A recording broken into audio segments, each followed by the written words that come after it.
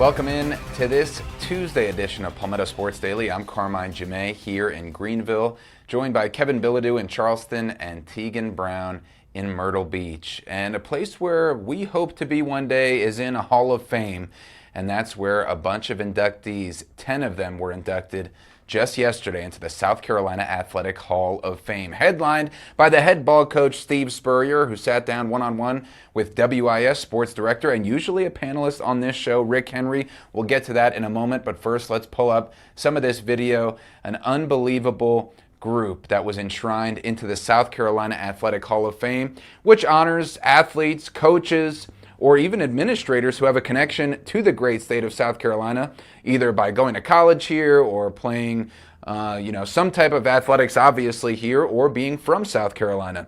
And it was headlined by, as I said, Steve Spurrier, of course, the Gamecocks' former head football coach, Clemson women's basketball coach Jim Davis, who was incredible. 2 ACC Tournament championships for him, and he led the Tigers women to the postseason in 16 out of his 18 seasons there, all-time winningest women's basketball coach, and 14 NCAA tournament appearances. And so we spoke with Jim Davis and Armonte Edwards as well, right there from Greenwood, South Carolina, 4-time first-team All-American quarterback at App State. And here's what they had to say about the honor. That is my football identity. Growing up in such a small town, but we had tremendous athletes come out before me, with me, after me. If you ever see a turtle on top of a fence post, you can rest assured he had to have a lot of help getting there. And I've had a lot of help getting where I am, and I'm just very appreciative of all the people that have been a part of our coaching career.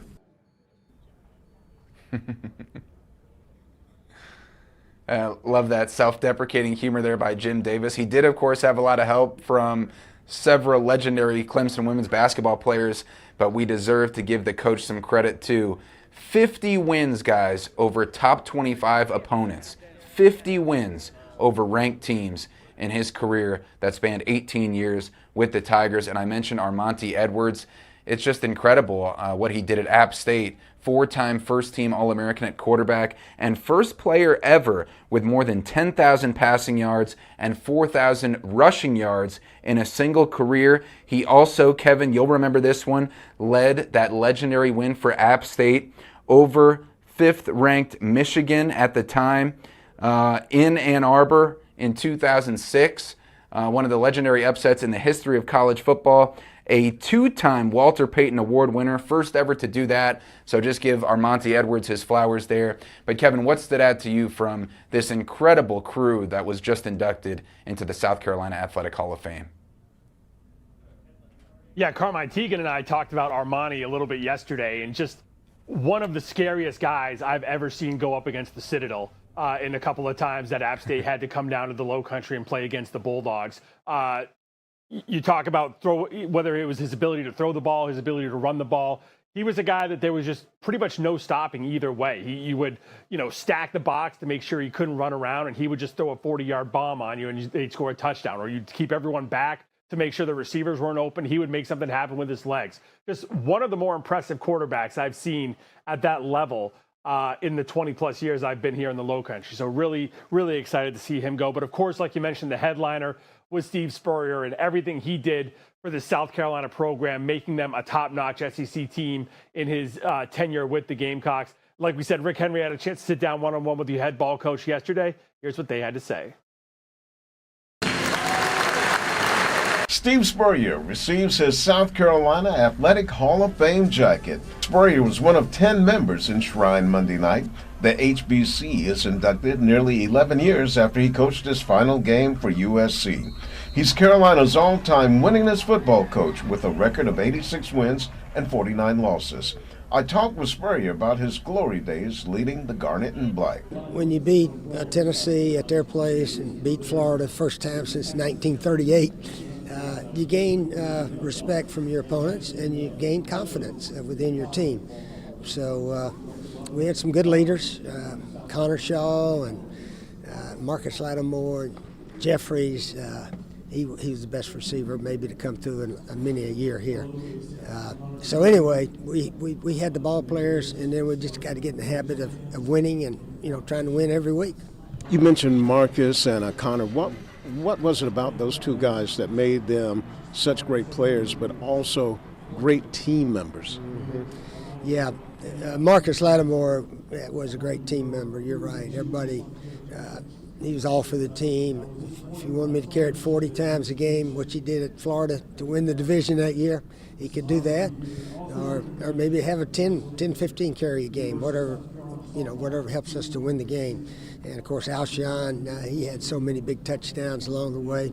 Stephen Garcia, he had his one day against Alabama. That was his highlight, and got to give him credit. So, and then, of course, Connor Shaw is the winningest quarterback in school history. He never lost a home game that he started. So we got some guys that had some memorable careers, no doubt. Spurrier couldn't resist taking a few jabs at his one-time nemesis, Clemson head coach Dabo Swinney, who was in the audience Monday night. Our 8th year here, we won number 65. And I'd like to thank Coach Dabo. His team didn't play very well that night. And I was able to win at Clemson. Dabo has got more conference championships than any coach in America right now, and 2 national championships. So I think he's done pretty good. And I'm still trying to figure out how we beat you guys 5 years in a row. But, some things never change. But it happened, I guess. All right. Literally nothing like seeing Steve Spurrier just, taking fun little shots, whether it's at Dabo Swinney or even Stephen Garcia saying he had his one moment against Alabama. Steve Spurrier, literally one of the best sound bites we've had in sports in the last 50 years. So great to see him back in the state yesterday and getting that honor that he so richly deserves, Carmine. Yeah, like Rick so eloquently said right there, and usually sums things up very well. Some things never change, and it's underrated and underestimated not only the quality of coach and how great that is to be able to witness somebody during their stretch of greatness, but also the quality of personality. I mean, winning's one thing, but if you're winning and it's boring and there's no sound bites, that doesn't give you the full-fledged picture when somebody embraces the rivalry like Dabo and Steve Spurrier going after it. And Dabo is also a great soundbite too, so you got a few people. The only thing that I wish, Teagan, that we were here for was to see them go back and forth with some of the sound bites, especially Spurrier taking those legendary jabs. Would have been really, definitely unexpected, and you don't know what the storyline's going to be, but would have been a lot of fun to cover that as well. Yeah, it would have been such a fun era, and it's always interesting because you never know the sports history that you're living through until years later when you get to look at it from a different perspective. But a really great ceremony last night. Also a shout out to Coastal Carolina alum Amber Campbell Moore, the hammer thrower who was in 3 different Olympics during her career. Plenty of talent being inducted into that South Carolina Athletic Hall of Fame last night. We're going to take a quick break here on Palmetto Sports Daily. We'll be right back.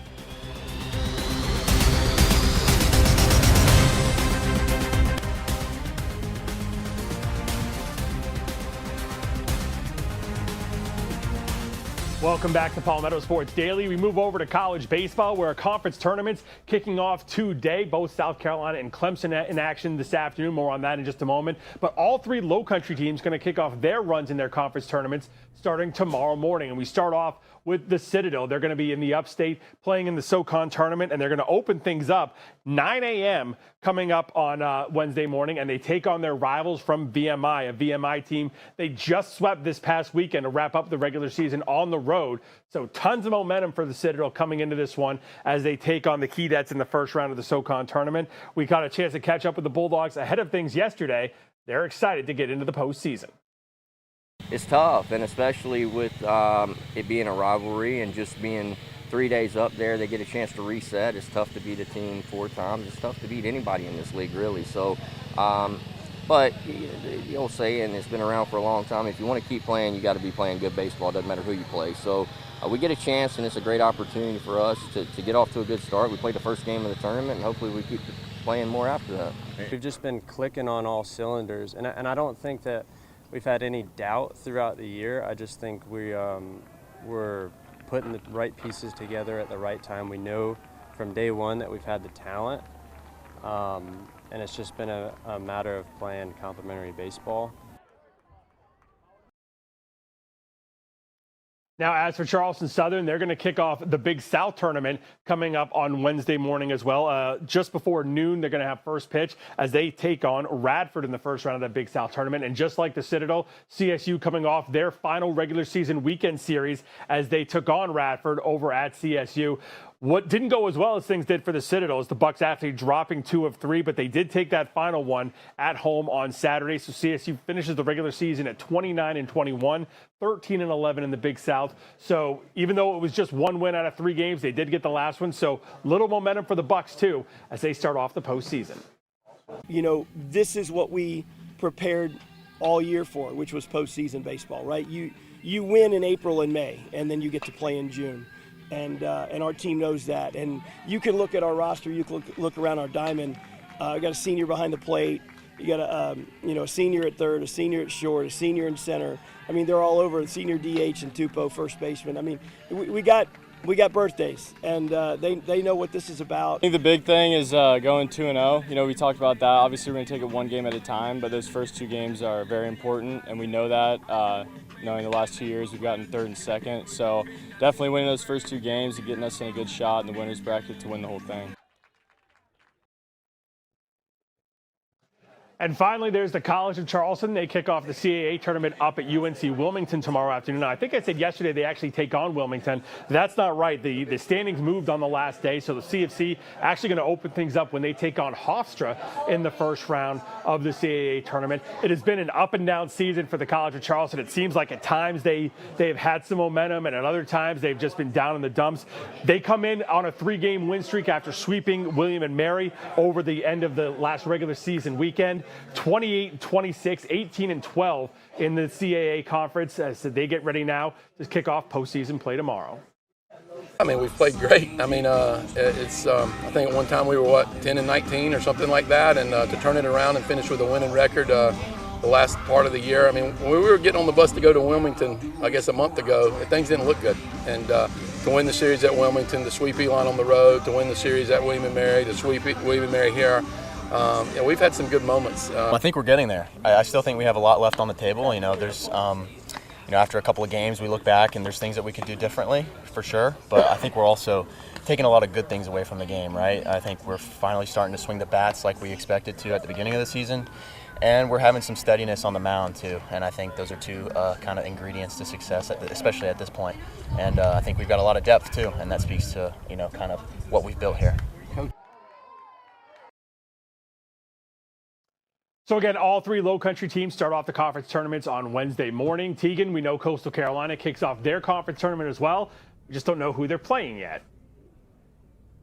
No, we do not. And the past few weeks for the Chants have not been the most ideal, going from number 8 to number 20 to now number 24. And there are 4 teams they could possibly play, and they're going to play the highest seeded winner from the first round of these games. It's going to be number 10 Marshall versus number 7 Louisiana, number 9 Georgia State, and the number 8 Old Dominion. But 2 of these teams are the only 2 teams that Coastal has lost conference series to this season. They lost to Louisiana last weekend 2-1, and they lost the weekend before that to ODU 2-1. So if I'm Coastal, honestly, those are the 2 teams I don't want to play. Or if we're thinking the opposite way, and you know what, maybe the Chants learn something from those series and can hopefully take that into this next matchup, then that would be good too. But whoever Coastal does play, that'll happen on Wednesday at 1:30.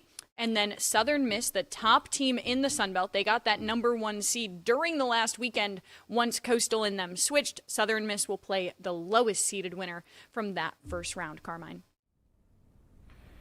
Yeah, Teagan, and good thing for Coastal, they know they're into the NCAA tournament, but for South Carolina and Clemson baseball, they undoubtedly have to now win their conference tournaments to be in, and they start today, so by the time you watch this, games might be over. That's why we're not going to talk too much about it.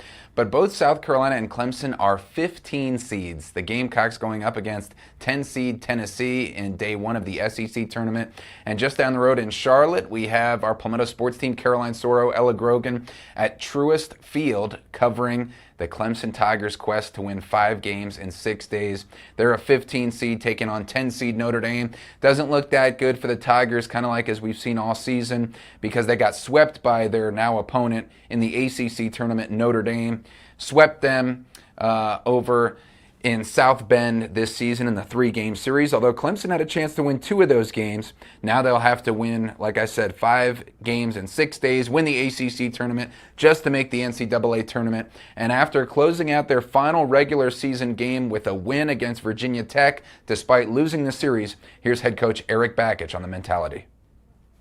Great way to finish here on what was, a disappointing weekend, but going 1-0 today was huge. Get a little momentum going into next week. A lot of storylines today. The response we had from their first inning 4 spot with 2 homers to come back with 5 runs of our own, highlighted by a Gaffney 3-spot homer or 3-run homer, and then to not be done. And then coming up tomorrow, the Big South Baseball Tournament getting underway with number 3 seed USC Upstate taking on number 6 seed Longwood. Of course, that's a local matchup with USC Upstate being from Spartanburg, and that tournament is in Asheville. And then Kevin, on your side for the SoCon Tournament over at Floor Field, 4 seed Wofford will take on the winner of Game 1, which you mentioned, between 5 seed the Citadel and number 8 VMI in the military matchup. So lots of postseason baseball coming up. And one last note on our Monty Edwards from Greenwood, the App State quarterback, 2 FCS national championships. So just an incredible career. And we have much more about the South Carolina Athletics Hall of Fame induction on our website, foxcarolina.com. We'll be back in just a moment with much more on Palmetto Sports Daily.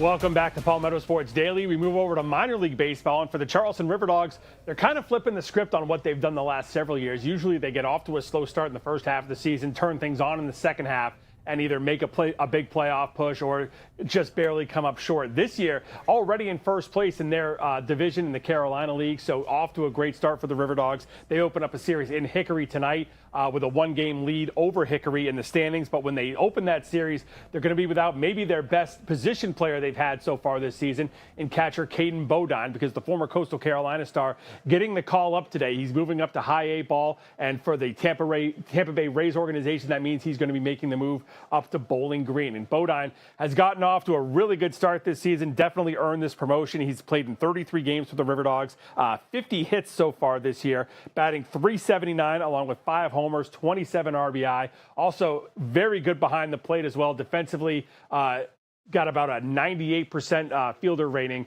on defense from behind the plate. So he's done an excellent job for the River Dogs. I know he's been one of the big draws for fans to go out and see, a high draft pick from a nearby local school. So it's been a great time with Caden Bodine. Wished it could have lasted longer. I know the staff of the River Dogs told me as well. They wished it would have lasted a little bit longer, but they're pretty thankful for the time they did get him here in the Low Country. And Teagan, you obviously know a lot about Caden and what he brings to the table on the field, and did everything we could with the River Dogs here.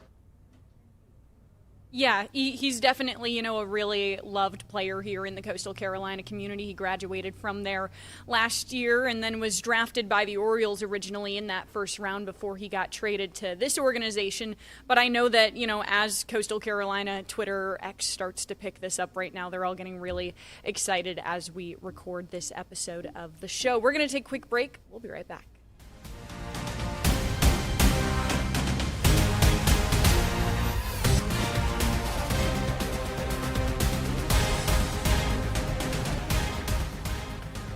Welcome back in to Palmetto Sports Daily, and leaving you with a lasting story of love because this is not sports related, but it actually did use a lot of my qualities and skills that you guys have gained through sports reporting and sports directing, and I feel the same because I was able to officiate the wedding of a close friend and former co-news anchor back in Medford, Oregon, and her lovely husband over the weekend, Tyler and Derek. If we can pull up this video. First time doing this, there I am at the altar, waiting before everybody started filing in, about 150 people. I had the rundown of everything that needed to be hit, and you'll see that table of contents right here. Very important to cue the husband to turn to me, and then cue the husband to turn to his wife.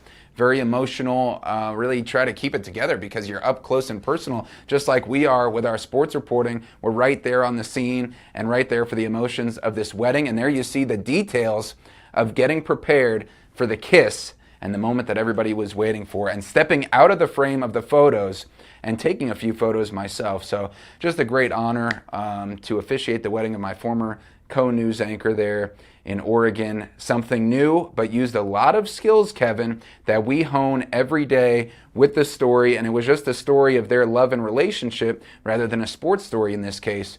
But I was so honored they thought I would do a good job and got a good review on it. So felt pretty good.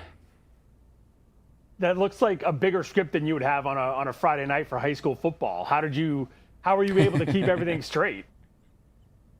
Well, I just had it in a portfolio and flipped to the pages. The only thing was it was very windy, so I had to really make sure, because you don't want papers flopping around, and just tried to harness the story of their first meeting, their first date, the proposal, get that all in like a 4-minute deal, and have a good element of seriousness, touching emotional poignancy, and humor all mixed into one to tell a story of their love, Teagan.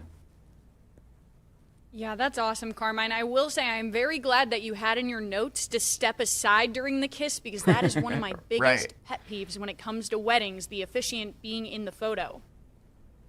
And I actually stepped aside well before the information indicated. I had written notes, but that wouldn't have been as good for the Instagram post. So we'll let you go with that. Love wins, guys, just like so many of our athletes in this area. And we'll see you right back here tomorrow.